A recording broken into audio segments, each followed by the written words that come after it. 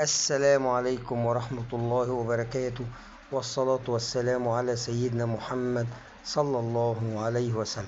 النهاردة يا جماعة إن شاء الله هنتكلم على بعض الدروس المهمة بحيث إن هو يتعلمها طفلك، زي مثلا ماي بادي. عايز أعرف يعني إيه رأس، يعني إيه يد، يعني إيه رجل. يلا مع بعض كده وعلم طفلك الحاجات دي وخليه يرددها. ماي بادي يعني جسمي، ماي بادي يعني جسمي. هيد، هيد يبقى رأس، يعني ايه هيد. هير، هير شعر يعني هير. اي، عين يعني اي، عين يعني اي. نوز، نوز انف يعني نوز. شولدر، شولدر كتف يعني شولدر. ليج، رجل يعني ليج، رجل يعني ليج. أذن ear، ear أذن يعني ايه ear. ماوس فم يعني ماوس. نك رقبة يعني نك. طبعا السي والكي بتنطق كاف أو كي.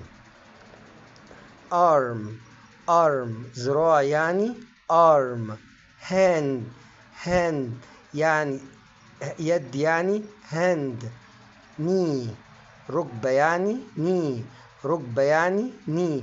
طبعا يا جماعة الناس اللي بتتابع حلقات قواعد النطق، طبعا اتكلمنا ان الكي لما بيجي وراه حرف الان الكي لا تنطق، زي الكلمة اللي قدامنا knee، تمام، وزي كلمة نايف سكينة، وكلمة نو يعرف، وهكذا.